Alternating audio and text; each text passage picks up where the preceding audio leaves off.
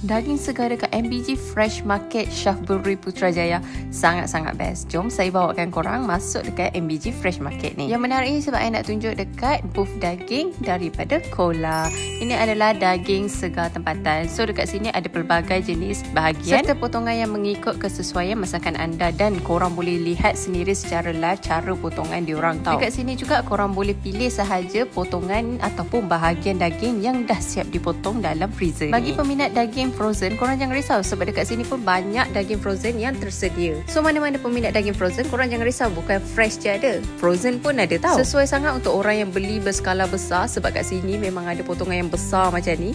Sesuai siapa yang suka beli blok. Produk daging daripada Kola mestilah ada, termasuk kambing perak yang hot selling dekat TikTok Shop dan tempat lain. Tapi bukan tu je, kita juga ada Malaysian Wagyu iaitu Maigyu juga dekat MBG Fresh Market Syafburi Putrajaya ni. Inilah masanya korang nak cuba Maigyu daripada kita. Jangan risau, kambing pun ada. Mana peminat kambing tu, korang beli je kambing segar daripada kita. So kalau nak cari daging segar ataupun daging frozen, datang je ke MBG Fresh Market Syafburi Putrajaya. Buka 24 hours tau.